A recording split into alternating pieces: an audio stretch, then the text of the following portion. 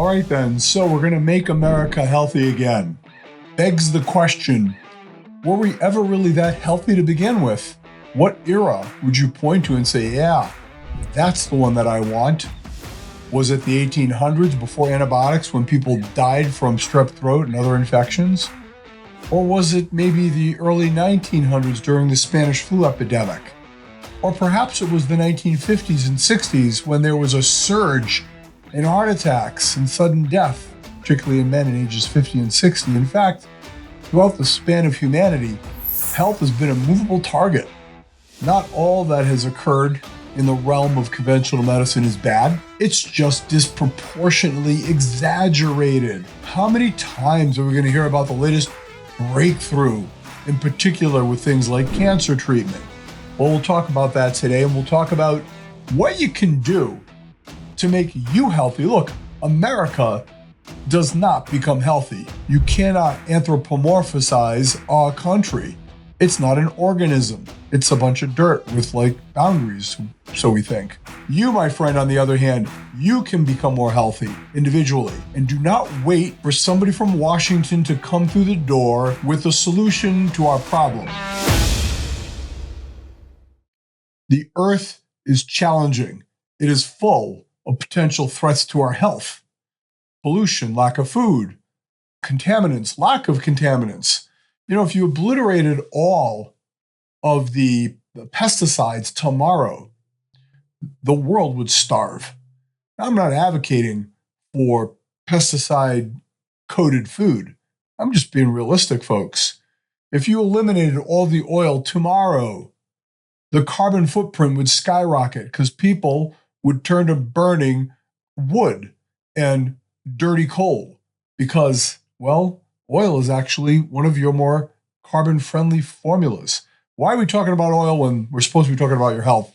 Because everything connects, because I want you to focus on the things you can do. Now, I don't have the ability to purge the world of lead. It covers us like a patina. One study found 25% of all backyards, your lawn, my lawn, 25%, with lead contamination. Do not get it tested, people.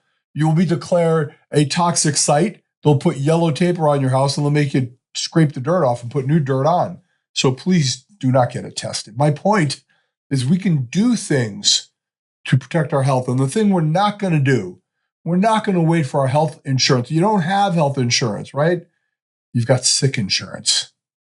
They don't pay for you to stay healthy. Ironically, they absorb so much of your resources that it becomes hard to rededicate that money and that time toward your health. Imagine if you didn't have to pay for a health insurance premium at all, and you could instead use that money to pay for yoga or chelation infusions or your hormone therapy. Hormone therapy, foundational, right? A case occurred recently where a man who was given testosterone pellets. Now, there are doctors that are experts in andrology and anti-aging, like me, and there are others like me out there. There are doctors, nurse practitioners with a high degree of skill, study, and experience. Then there are the profiteers. And the profiteers are the people that see an opportunity to score. And we see it happening now with the rush to Ozempic and the GLP-1 drugs, right? They're coining it. 1 out of 8 Americans have used these drugs. Why? Well, because they're new and shiny, because they can help suppress your appetite. Do they impart health? No. Does a doctor who's prescribing it know how to balance all the variables? A lot of them don't.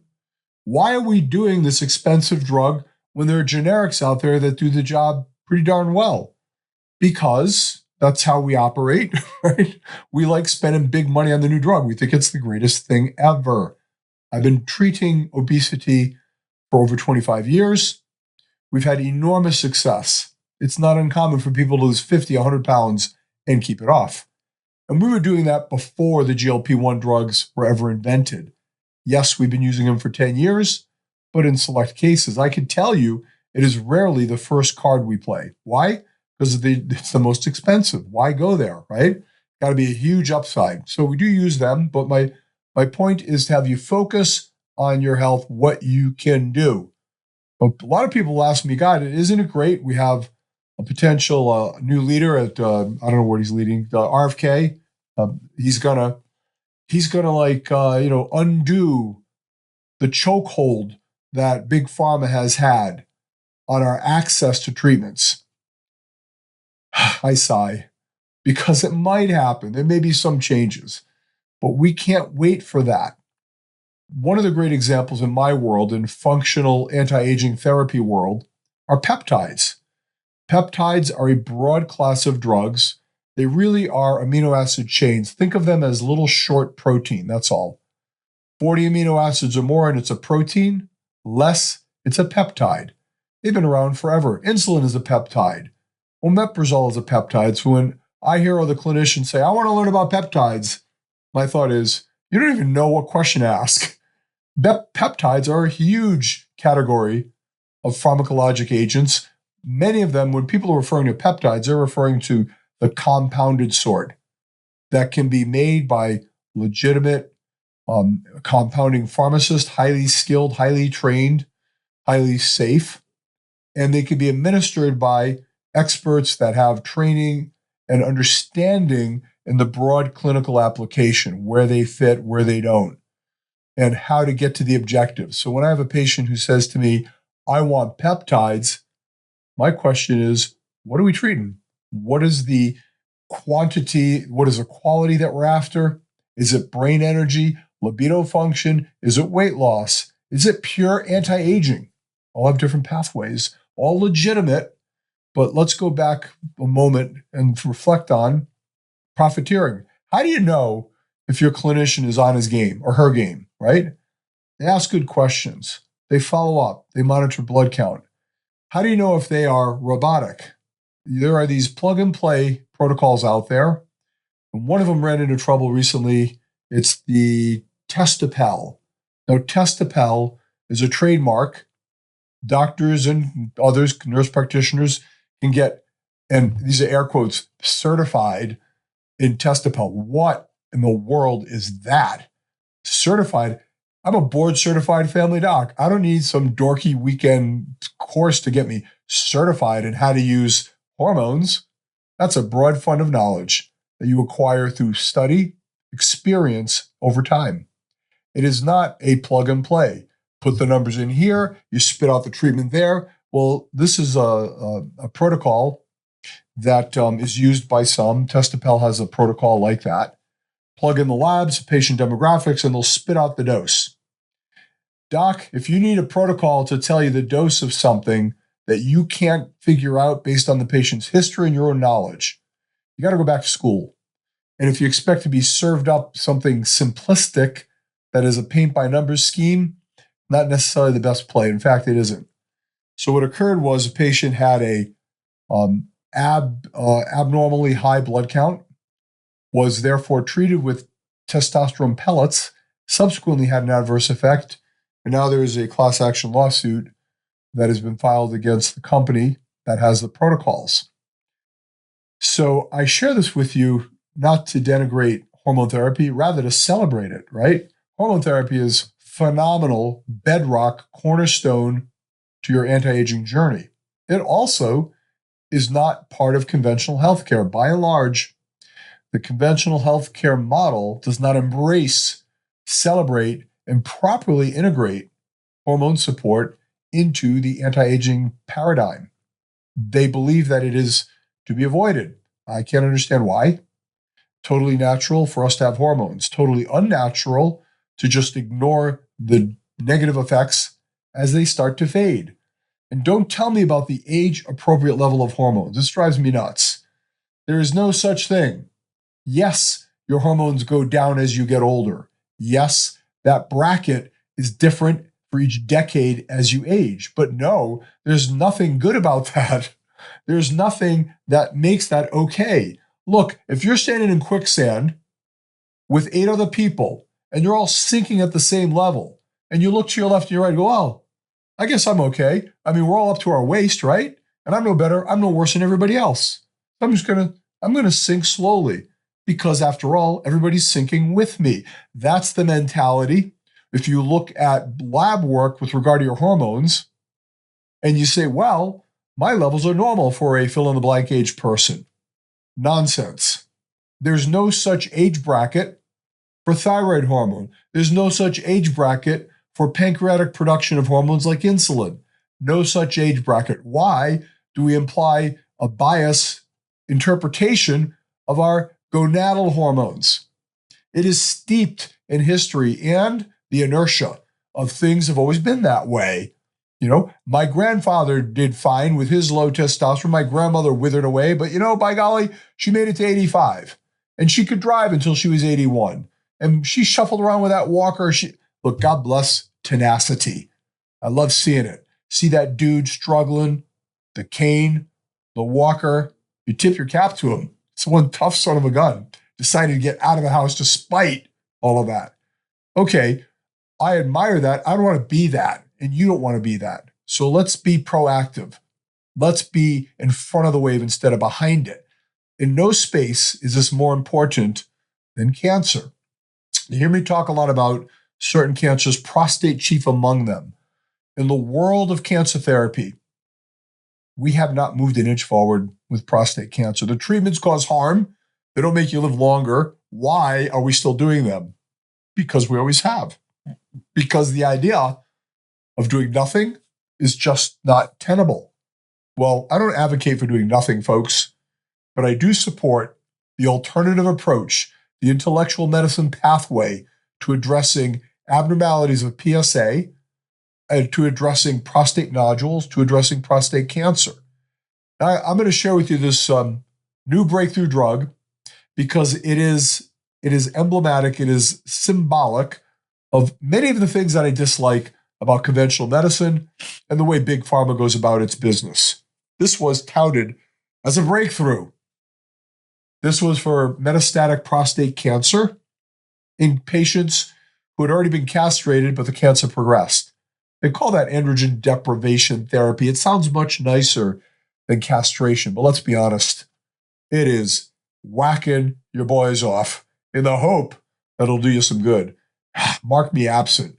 Anyhow, these folks that have had their testicles neutralized, castrated, if you will, chemically or otherwise, inevitably the cancer progresses. And when it progresses, they're at a loss. What do you do next? Well, there's a new drug, FDA approved, that has been shown to statistically significantly extend lifespan in men with prostate cancer that has progressed despite therapy.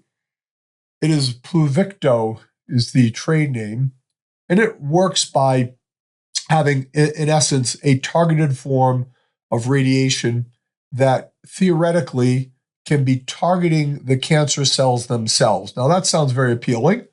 I'm going to get a smart bomb radiation that's going to go directly to the cancer cell and kill them and spare my own cells, my native tissue. Well, it sounds good. What could go wrong? Well, let's talk about that statistical significance of extended life. It amounts to 4 months compared to the placebo, 4 months compared to the alternative, 4 months longer. Now, I don't know how I'll feel if I'm in that circumstance, right? I don't know if I'll say, yeah, sign me up for that 4 months. But wait, before you go there, a couple of other details. One, it's $250,000 for a treatment cycle. Now, you may say, yeah, but the insurance pays for it. Here's what I'd love to see, folks. Given that it's $250,000 for 4 months, big chunk of change. By the way, not too many of us are worth that much money for 4 months. Look, I'm a pretty good guy. I have a reasonably relevant job. $250,000. If you ask my wife to write that check tomorrow and say, hey, Steve, it's been a good run. It's like, I don't know about that 4 months, right? How about this? When in that circumstance, with a progressive malignancy in particular, for which there is no cure, and that's what we're talking about here with this prostate cancer. This drug will not cure you, folks. It cures nobody. Give the patient the option. Say, you can either get this drug and the insurance will pay for it, or we'll cut you a check for $100,000 tomorrow and you waive your right to the drug. right? I mean, we're talking about the end stage of life. We're talking about how we're going to manage it. Maybe that 100,000 is a lot more valuable than sitting around watching daytime TV, waiting for your next treatment.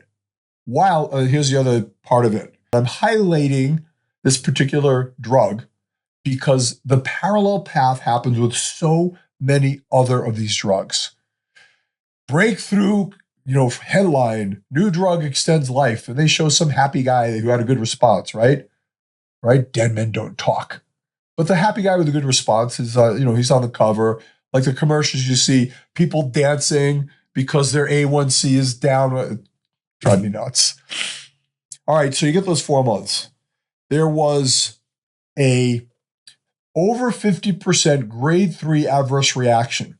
That means the majority of people, over half, had a grade 3 adverse reaction, which in the conclusion they said, but it didn't really affect the quality of life. Really? A grade 3 reaction means that it affects your daily activity, that it could be severe enough to land you in the hospital, sometimes for weeks. And yet, the authors of the study decided that, no biggie. So you're in the hospital for a week. You didn't die, at least not immediately from the drug. 50% grade 3 negative reaction. Not a good thing. What else? Side effects we talked about. The cost we talked about. Oh, that's right. That targeted radiation that just kills the little cells and doesn't really pollute the rest of your body. Isn't that kind of like a no smoking section in the restaurants? Y'all old enough to remember that? I don't buy that this radiation can be localized in the manner that they promote it. And even the drug company itself will tell you, do not sleep with your spouse or partner for 1 week, be in a separate bedroom. Yikes. So after every treatment, you have to isolate yourself for an entire week. Now, there are 6 treatments, 7 days per treatment. Let's do the math. And if you get 4 months of extra life, that comes out to about 120 days. And you're going to spend nearly a third of it in isolation for the cool price of $250,000. Now, if people elect to take the drug, it's their prerogative. My point is not to make them feel like they ought not to take it. Well, maybe it is. I actually don't think you should take it. My point is that we are compelled into a single pathway by conventional medicine far too often. The government and the pharmaceutical industry and the power of medicine limits the freedom of choice that some patients would like to manifest, limits the access or in a couple of ways, right? They will actively discourage it. They'll say, well, doctor, what do you think if I do chelation therapy? I've been diagnosed with heart disease. And most cardiologists don't know anything about chelation therapy. They should. And most of them don't appreciate the fact that it has been shown to reverse calcium buildup in the arteries. There's a study that was published demonstrating that. Yeah, it's a pilot study. I know all about it because I wrote it, because we were able to achieve that result, even though they said it couldn't be done. Conventional medicine, God bless them, they're great at many things. And people ask me, why doesn't my doctor know about this stuff? My answer is they're too darn busy. They know what they know. So if you're a cardiologist, maybe you know a lot about drug therapy for heart disease, and that's important, right? Conventional medicine is not to be discarded completely. If we did that, we'd make the same mistake toward conventional medicine that they sometimes make toward complementary supportive care, like the type that reinforces your health, like the type that says, don't wait for your heart attack.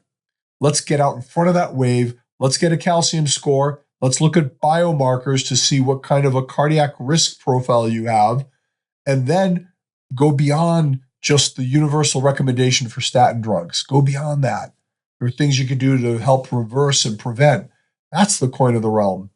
Likewise, in the realm of cancer, don't wait to catch cancer. Take a look at what you can do to minimize those risk factors. Get your percent body fat under control. Cadmium is a big deal. It is a known carcinogen. It's associated with prostate and breast cancer. If cadmium were in proximity to you, you wouldn't want to be near it.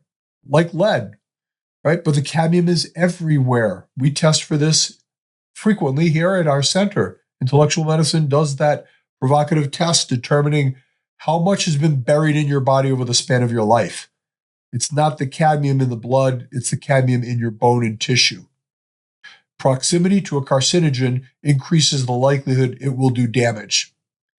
If you have cadmium sitting inside you, not if, you do, everybody's got it. What can you do? How do you make that go down? Well, we are constantly looking, and we have discovered some pathways of care that can help validate that decrease, right? Detoxifying is helpful, but I'm against generic detoxing without objective evidence that you're actually doing something good by that effort. So knowing what you're removing when it comes to cancer is important. But let's go back to Pluvicto, to the treatment of prostate cancer. My contention, backed up by research, is that we do harm. We hurt patients in our attempt to treat them. Under no circumstance should you, here's my opinion based upon my research and clinical experience. And you have a right to dispute it, as do other clinicians. However, it is an opinion that deserves to be contemplated and considered. I'm not alone in this thought. You should never biopsy a prostate. You should never stick a core needle into it. Why? Because if you happen to stick it into a cancer nodule, you just disrupted it. You popped the seal. You made it more likely to spread. And the information that was gathered from that needle jab will not make a difference. Take the prostate gland out, the death rate will be the same. Irradiate it, the death rate will be the same. Only they'll have negative consequence in the near term and the long term. There's never been a treatment yet in the face of early prostate cancer that is proven to cure the cancer. This is a high price to pay, folks, for the null effect. You know, if you're going to do me harm, if you're going to render a treatment to me that will make me leak urine, potentially become impotent, that will make me, suffer pain, boy, there better be a big upside, not some hypothetical psychological comfort that you cut out the cancer and you cured it. That's a misstatement. Ain't no cure. There's just repression. There's just containment.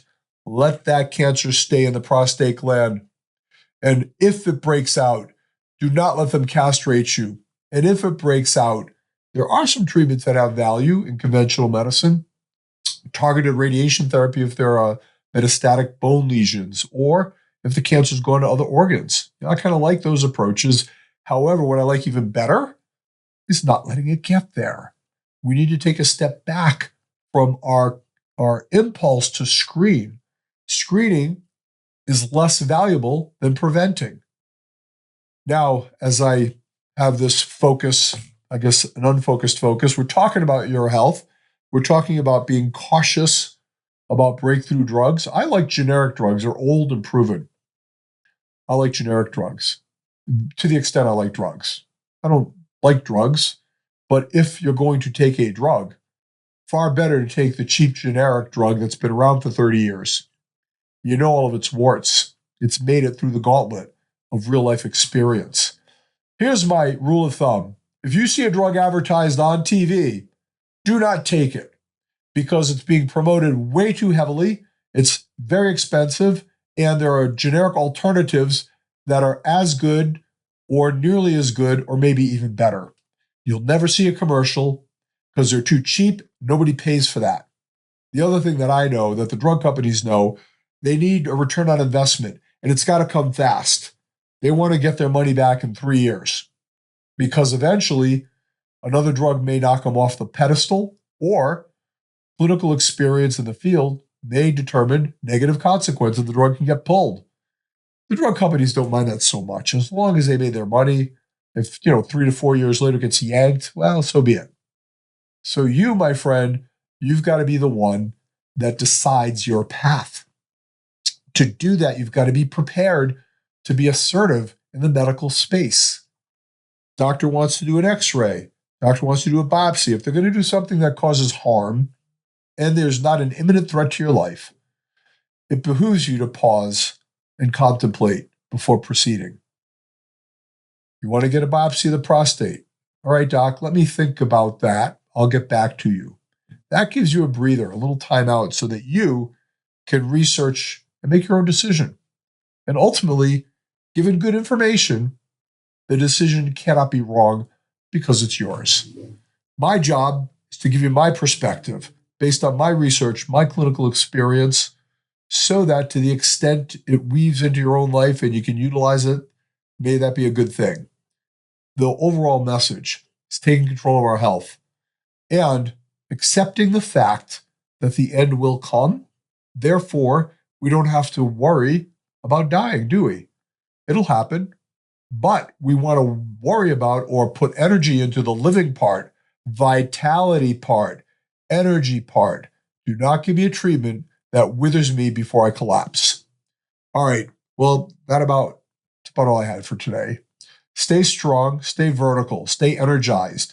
Do not follow treatment pathways that crush your energy in the hope of some squeezing out a few extra days of life, if that's the equation. Vitality and longevity, they kind of go hand in hand. All right, folks. Well, listen, I hope you all have a great week, and thanks for spending time with me. I'll see you next time.